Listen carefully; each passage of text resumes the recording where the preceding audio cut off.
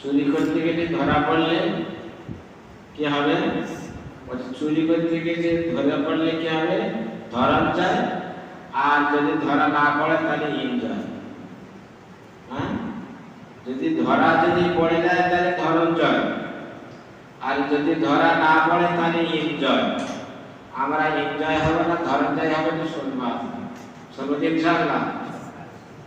তার মজরুম বললে আগে ভালো বুঝে আসবে, বুঝলে নাম বলে গেলাম। আল্লাহ পাক আমাদেরকে রবিউল আউয়াল মাসে সৃষ্টির সেরা মানব বলে এমন একটা মানব জাতিকে পাঠিয়েছিল, যেটাকে সৃষ্টি না করলে কুল কায়নাতকে সৃষ্টি করা হতো না। এটা আমরা কমবেশি সবাই শুনেছি বা জানি তো ভাই?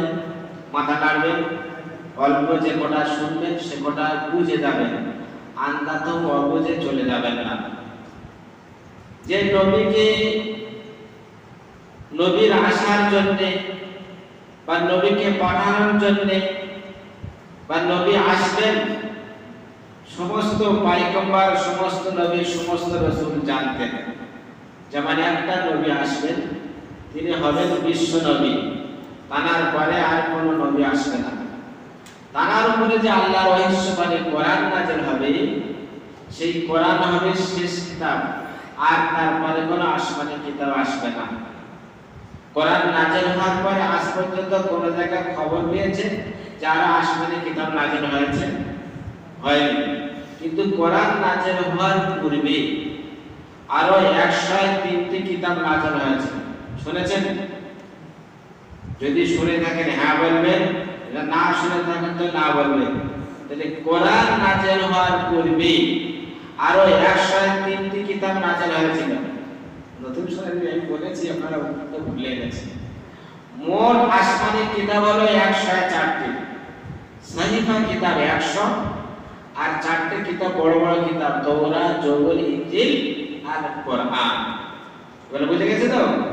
তাহলে কোরআন নাযিল হওয়ার পূর্বে আরো 103টি কিতাব নাযিল হয়েছিল, কিন্তু সেই 103টি কিতাবের মধ্যে সেই জাতি বা সেই কওমেরা, সেই নবীর উম্মতেরা তার মধ্যে রদবদল করেছিল। তো আল্লাহ পাক লাস্টে এমন একটি কিতাব পাঠালেন, যে কিতাবকে হেফাজত করার দায়িত্ব আল্লাহই দিলেন। তো আল্লাহ কেমন ভাবে নিয়েছেন?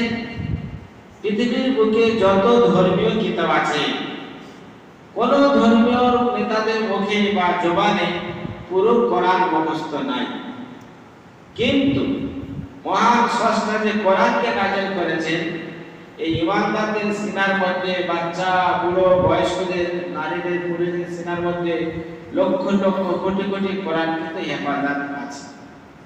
এটা আল্লাহর একটা দান। তো সেই কোরআন থেকে 2-3টি আয়াত পড়েছে। আল্লাহ বলেছেন, হাল আতাকা হাদিসুল গাশিয়া। মানুষ কি বোঝে না ইতিপূর্বে তাদের কি অবস্থা ছিল আর সামনে কি আসছে? উজুহু ইয়াওমাইযিন খাশিয়া, সেই দিনে মানুষের কিছু লোকের চেহারা ভয়ে ভীত হয়ে থাকবে। তাদের চেহারাটা এমন ভীত অবস্থায় থাকবে, অন্য মানুষেরা তারা দেখে চিন্তা করবে, এই ব্যক্তিটা দুনিয়ার বুকে থাকতে শান্তি সুখময় জীবন যাপন করেছে, কিন্তু আজকে হাসরের ময়দানে আসার পরে এত ঘাবড়ান্ত কেন হয়ে আছে? আল্লাহ কোরআনে জানিয়ে দিয়েছে, উজুহু ইয়াওমাইযিন খাশিয়া আমিলাতুন নাসিবাতুন তাসলা নারুন হামিয়া। বান্দা, তুমি আমল কি করেছো? তোমার লেনদেন কেমন ছিল? তোমার মুআশারা কেমন ছিল? মুআশারা কেমন ছিল? সেদিন ওই জান্নাত আর জাহান্নাম তোমাকে বলে দেবে। আমাদের সৃষ্টিকর্তা আল্লাহ আর শিখিয়ে দিয়েছে, বান্দা তোমরা দুনিয়ার বুকে কেমন চলবে। পুরো কোরআনটা আমাদের জীবন ব্যবস্থা করে দিয়েছে। কোরআনে আয়াত পড়বো আর বুঝে যদি আমরা চলি, তাহলে সেদিন কি হবে? মানুষ আমিলাতুন নাসিবাতুন তাসলা নারুন হামিয়া, তারা ওই যখন তাদের সামনে আগুনের ফোয়ারা দেখানো হবে, তাদের দিলের মধ্যে অন্তরের মধ্যে সর্ষে পরিমাণ কত রকমের ভয় থাকবে না। কেন আমার আমল সহি আছে, আমার লেনদেন আবাসনা প্রবাসনা নয়, মানুষের সঙ্গে চলাফেরা সব সঠিক আছে, তাহলে আমি জান্নাতে চলে যাব, ওই আগুন আমাকে গ্রাস করতে পারবে না। পৃথিবীর বুকে এমন একটা ব্যক্তি যাকে আল্লাহ রাব্বুল আলামিন জান্নাতের সুসংবাদ দিয়ে দিয়েছেন যে তুমি জান্নাতে যাবেই, একদম ফাইনাল। সেই ব্যক্তিটা কিন্তু একক নামাজ কাজা করে না, সেই ব্যক্তিটা কিন্তু মানুষের সঙ্গে খারাপ ব্যবহার করেনি, সেই ব্যক্তিটা কিন্তু তাহাজ্জুদের নামাজ ছেড়ে দেয়নি, সেই ব্যক্তিটা কিন্তু মিথ্যা কথা বলেননি। কিন্তু আল্লাহ পাক তাকে তো দুনিয়ার বুকে খুশখবরি বা সার্টিফিকেট দিয়ে দিলেন যে তুমি জান্নাতেই চলে যাবে। যদি আজকে মল্লিক পাড়ার এরকম 3টে লোকের যদি জান্নাতের সার্টিফিকেট যদি দিয়ে দেওয়া হয়, তাহলে মনে হচ্ছে তারা মসজিদের আর কাছেই আসবে। আসবে কি ভাই?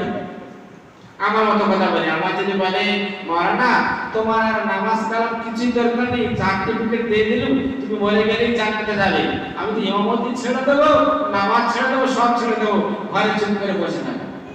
তাই তো বলবো ভাই? তাহলে আপনারা যারা এখানে এসেছেন, আপনারা কেউ জান্নাতের সার্টিফিকেট পেয়েছেন? যদি পান তাহলে আমি বলবো, হ্যাঁ, তাহলে জান্নাতের সার্টিফিকেট আপনারা কেউ পাননি, কিন্তু নামাজ ছেড়ে দেওয়ার সার্টিফিকেট পেয়েছে না ভাই? যে আল্লাহ পাক আমাদের জান্নাতের সার্টিফিকেট আইবা দাও, কিন্তু আমাদের নামাজ ছেড়ে দেওয়ার সার্টিফিকেট দিয়ে দিয়েছে। আল্লাহ পাক বলছেন এই দুনিয়ার নিজামটা আমি এত সুন্দরভাবে তৈরি করেছি কেন? ঈমানদারদের জন্য। যে নবীকে তোমাদের কাছে পাঠালাম, সেই নবীর জিন্দেগিটা তোমরা কি একবার দেখো, আর সেই অনুপাতে তোমরা চলো। আমি গত জুমায় বলেছিলাম যে আমরা বিশ্বনবী মুহাম্মদ রাসূলুল্লাহ সাল্লাল্লাহু আলাইহি ওয়াসাল্লামের তার কোন জীবনটা নিয়ে আমরা চলব। দুটো ভাগ করেছিলাম, তো মনে আছে কি? যদি মনে যদি না থাকে, এটা আমাদের একটা, যদি না ভুলতো তাহলে আমরা পৃথিবীর বুকে আসতে পারতাম না। বাবা আদম আলাইহিস সালাম যদি বেখেয়ালে যদি গন্ধ গাছের ফল যদি না খেয়ে ফেলতো, তাহলে দুনিয়া আমার আসার কোনো প্রয়োজন হতো না, আমরা জান্নাতে ঘুরতাম। শুধু এক গ্লাস খেয়ে ফেলেছিল বলে আজ আমরা সবাই পৃথিবীর বুকে হাজির হয়েছি। কি খেয়েছিলেন জানেন তো? হ্যাঁ ভাই, এক গ্লাস কথা বলেছি, তারা নেশা করে বলে আমাদের মদ খেয়েছি না, এটা নয়। যে আল্লাহ পাক সব কিছু নিয়ামত জান্নাতে দিয়ে দিয়েছিল, সব কিছু নিয়ামত দেওয়ার পরে শুধু একটাই রাখার দিয়েছিল যে আদম হাওয়া তোমরা শুধু এই গন্ধম গাছের কাছে যাবে না, এই গাছের কিছু তোমরা খাবে না, খেলে কিন্তু তোমাদের বিপদ আছে। কিন্তু আমাদের চিরশত্রু শয়তান আদম আর হাওয়ার পেছনে লেগে গেল। এটা বলে ঠিক আছে, লেগে গেল জানিস এই গাছের ফল মহান রব্বুল আলামিন তোদের খেতে কেন বারণ করেছে? এই গাছের ফল যদি তোরা যদি খাস তাহলে চিরদিন কিন্তু জান্নাতে থাকবি, আর না খেলে কিন্তু তোদের কিন্তু দুনিয়ায় পাঠিয়ে দেবে। মেয়ে ছেলের বুদ্ধি যে এত বড় কথা, এখন তো হাওয়া খেয়েই ফেলেছে, খেয়ে ফেলার পরে তো তখন শয়তান খুব কান্না কাঁদতেছে, বলে কেন কাঁদতেছ? আমি তো খেলাম। বলে মা এই জন্য আমি কাঁদছি, তুমি তো থাকবে জান্নাতে আর তোমার স্বামী চলে যাবে দুনিয়াতে। এই দুজন যখন দু জায়গায় চলে যাবে তখন কিন্তু দুনিয়ার মধ্যে আর কাঁদে, আর তোমাদের দুজনের মধ্যে কারোর সাক্ষাৎ হবে না। ওই যে বললাম কি, ধরতে পারলে ধরা যায়, আর না ধরতে পারলে ইনজয়, তখন ধরা পড়ে যায়। তো যখন হাওয়া তুমি চিন্তা করলো তো আমার স্বামীকে তাহলে তো খাওয়াতেই হবে। ইবাদত করে ক্লান্ত অবস্থায় যখন ফিরেছে, ফেরার পরে যখন দিয়েছেন আর জিজ্ঞাসা করেননি, তখন খেয়ে ফেলেছে। খেয়ে ফেলার পরে তখন কিন্তু গায়েতে পোশাক সব খুলে গেল, পোশাক সব খুলে গেল। আল্লাহ দুনিয়ার বুকে পাঠিয়ে দিলেন। অত লম্বা চলে শোনা দরকার নেই। আমরা এই রবিউল আউয়াল মাসে নবী দিবসের মাস, আজকে নবী দিবসের দিন। অনেক জায়গায় মিলাদ মবের নবী দিবস অনেক কিছু হচ্ছে, হয়নি ভাই? আপনাদের এলাকা হচ্ছে কিন্তু নবী দিবসের নবীর সিরাত নিয়ে আমাদের চলতে হবে, শুধু দিবস করলে হবে না। আল্লাহ রাসূল সাল্লাল্লাহু আলাইহি ওয়াসাল্লাম যেদিন পৃথিবীর বুকে আসলেন, যে যুগে পাঠালেন, সেই যুগটা ছিল, সেই সময়টা ছিল খুব বর্বরতার যুগ। কিন্তু সেই যুগের থেকে এখন আমরা অনেক ভালো আছি, তাই ভাই? এখন কন্যা সন্তান হলে যেহেতু কন্যা সন্তানকে মাটিতে পুঁতে দাও, আমরা হয়তো পুঁতে দিই না, তার আগে ক্লিয়ার করি, তার কাছাকাছি পৌঁছে। তো আল্লাহ রাসূল সাল্লাল্লাহু আলাইহি সাল্লাম তিনি তার জিন্দেগিতে মানুষের সঙ্গে কেমন লেনদেন করেছিলেন, এর নাম নবী দিবস। আল্লাহ রাসূল তিনি তার জিন্দেগিতে নামাজটাকে কেমনভাবে আদায় করেছিলেন সেটা নিয়ে চলা, সেটার নাম নবী দিবস। আল্লাহ রাসূল কেমন পোশাক পরেছিলেন সেগুলো আমাদের ফলো করে চলা, এর নাম নবী দিবস। আল্লাহ রাসূল সাল্লাল্লাহু আলাইহি সাল্লাম পিতামাতার কিভাবে খেদমত করতে বললেন সেই অনুপাতে চলে, এর নাম নবী দিবস। শুধু নবী দিবসের নাম না, শুধু ফুল টাঙিয়ে দেওয়া, সাইকেলে আর বাইকে পতাকা টাঙিয়ে দেওয়া, আর সল্লু আলা বলে দেওয়া, আর খুশি খুশি কিছু মিষ্টি মিলে তার আলহামদুলিল্লাহ খুবই ভালো খুশির সংবাদ। বলুন, আল্লাহ রাসূল সাল্লাল্লাহু আলাইহি ওয়াসাল্লাম জিন্দেগিতে কোন সময় নামাজ কাজা করেছিলেন? ভাই করেছিলেন কি? তাহলে আল্লাহ রাসূল যখন জিন্দেগিতে নামাজ কাজা করেন, 23 বছর বয়স নবুয়ত প্রাপ্ত হওয়ার পরে আমরা 23 বছর নাই 23টা দিনে কত নামাজ কাজা করি না ভাই? আমরা বলি নবীর সুন্নতকে আমরা মেনে চলি। আল্লাহ রাসূল সাল্লাল্লাহু আলাইহি ওয়াসাল্লাম 23টি বছর নবী হওয়ার পরে একটা মিথ্যা কথা বলেননি। আমরা তো 23 মিনিট চুপ করে থাকতে পারি না, তার মধ্যে মিথ্যা কথা বলছি। আপনার হাতে বলেন না, আমি বলি, আর সুবহানাল্লাহ বলুন। এই হলো নবীর সিরাত। তো আল্লাহ রাসূল সাল্লাল্লাহু আলাইহি সাল্লাম তিনি এসেছিলেন তার উম্মতকে পুরো পৃথিবীর বুকে মানুষকে সঠিক রাস্তা দেখানোর জন্য। আর তিনি 23টি বছর মেহনত করে সারা পৃথিবীর মধ্যে শান্তির বার্তা ছড়িয়ে দিয়েছেন। সারা পৃথিবীর কাছে এখন নজিরবিহীন আল্লাহ রাসূল যে মেহনত করে দিয়েছেন, সেই মেহনতের ফল আমরা সবাই বুঝতে পারছি। এখন সেই নবী দিবসের মাসে আমরা এসেছি, প্রথম আমরা একটা নিয়ত করতে পারবো কি না? আল্লাহ রাসূল সাল্লাল্লাহু আলাইহি ওয়াসাল্লাম কত বছর বয়সে নবী হয়েছিলেন? 40 বছর। এখানে 40 বছরের লোক কেউ আছেন? 40 বছরের নিচে, 40 বছর উপরে কেউ আছে কি? হাত তুলতে পারবেন? আমার 40 এর উপর উঠেছে, সব জওয়ান। সুবহানাল্লাহ, মল্লিক পড়ায় বুড়ো। আপনাদের বয়স 40 হয় না কেন? ও ভাই বলুন, হয়েছে তো? আমি পিছনের কথা বাদ দিচ্ছি, আমি 30, 35, 38, 39 বাদ দিচ্ছি, আমি শুধু 40টা নিয়েছি, যে 40 এর উপর থেকে যাদের হয়েছে। আমি বলতে পারবো কালকে আমাদের মজরবা আল্লাহ হয়তো 36 বছরের বয়সে নামাজ পড়তে পারেনি, কিন্তু 12 বছরের নামাজ ফরজ হয়েছে। কিন্তু যখন 40 বছরের বয়স হয়েছে, আমার ব্রেন বুদ্ধি মগজ খুলে গেছে, নবীতে 40 বছরের নবুয়ত প্রাপ্ত পেয়েছেন, আমি 40 বছরের বয়স হয়েছে, আমি আর নামাজ ছাড়বো না, আজ থেকে আমি 5 ওয়াক্ত নামাজ শুরু করব। নিয়ত করতে পারবো? তোমরা নিয়ত করতে পারবো কি যে যাদের বয়স 40 বছর হয়েছে ইনশাআল্লাহ আমরা 5 ওয়াক্ত নামাজ পড়ার জন্য আজকে নিয়ত করছি? ইনশাআল্লাহ বলুন না। এদেরকে ঠেলে দাঁড় করানো যায়? হ্যাঁ, আগেকার হুজুররা এলে দড়ি ফেলে দিত, দেখেছেন তো? দড়িতে ধরলে জান্নাত কালামে প্রচুর। তারা যেন থেকে একবার নামাজ পড়েনি, দড়ি ধরলে জান্নাতে যাবে, ওই দড়িতে বেঁধে মারবে। এত বোকা ছিল, সে বলে আমরা শেষ করা যাবে না। আল্লাহর হুকুমে ফরজ নামাজ আদায় করতে পারলো না, এখন তো নামাজ সেবা পড়ে না। আর নামাজ না পড়ার কারণে শুধু হুজুরের কাছে পড়িত, ইমাম সাহেবের কাছে গিয়ে হাতে হাত মোছা বলেছে জান্নাতে যাবে। এই ভুল কোথাতে শিখেছেন? নামাজ তো প্রতিটা মানুষের উপরে ফরজ এবং নাজিল করতে ফরজ, যেরকম খাওয়া আমাদের জন্য ফরজ হয়ে আছে। এই ভাই যদি না খান 2 দিন 4 দিন পরে ফটো তুলবে। অনেক আল্লাহর বান্দারা এমন আছে 2-4 দিন না খেয়ে থাকতে পারে, কিন্তু পণ্ডিত খেতেই হবে। তো নামাজ রকম আমাদের উপরে ফরজ, নামাজ আদায় করতে হবে। আর নামাজ আদায় করার পরে বুজুর্গদের কাছে সহবতে যান, তারা যে পদ্ধতি অনুযায়ী চলতে হবে সেই পদ্ধতি অনুযায়ী চলুন, তাহলে আমাদের জান্নাতের রাস্তা খোলা আছে। আজকে কিন্তু আমরা নামাজ অনুযায়ী কিছুই করি না। শুধু নবী দিবসের দিনে নবীদের ভিতরে পাগল হয়ে চলে গেলাম, বললে এই বেলা জান্নাতে চলে যাব। আমাদের এলাকায় নিয়ে অন্য এলাকা আছে, অন্যান্য হচ্ছে কি জেলায় আছে, দেখুন এত মিষ্টি বিলি হচ্ছে, এত জুলুস বের করছে, বলে শেষ নেই। কিন্তু নবীর সুন্নাত তাদের কাছে মোটেই। কিন্তু ইসলামকে এটা আমাদের শিখিয়ে দিয়ে গেছে আল্লাহ রাসূল সাল্লাল্লাহু আলাইহি ওয়াসাল্লাম, আমাদের বার্তা দিয়ে গেছে। তিনি সর্বপ্রথম যখন নবী হয়ে গেলেন, সর্বপ্রথম ঈমানের দাওয়াত দিলেন। কার কাছে দাওয়াত দিয়েছিলেন? প্রিয়তম বন্ধু বাচ্চাবেলা থেকে যার সঙ্গে একসঙ্গে চলাফেরা, তার কাছে সর্বপ্রথম দ্বীনের দাওয়াত দিলেন হযরতে আবু বকর সিদ্দিক রাদিয়াল্লাহু তাআলার কাছে।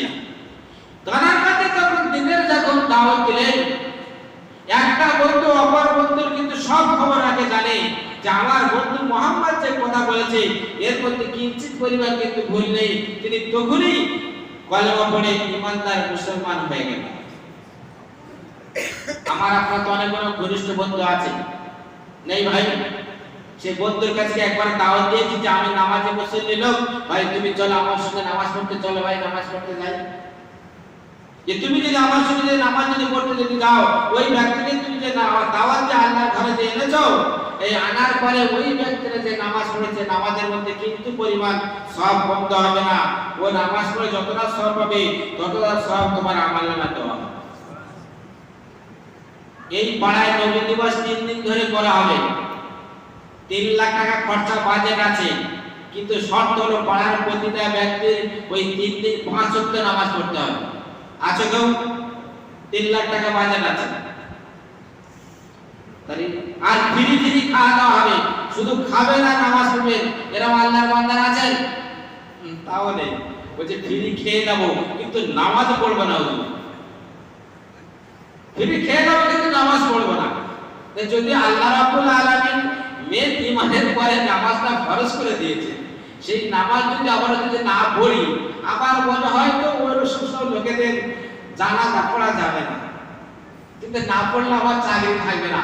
হাজি সাহেব বলে একটা বলে ইমাম সাহেবকে তারা আমাদের জানাজা পড়ায়, বলবে না ভাই? কিন্তু জানাজা পড়াটা ফরজ কিফায়া না ফরজ আইন না, পাঁচ ওয়াক্ত নামাজ পড়া ফরজ আইন?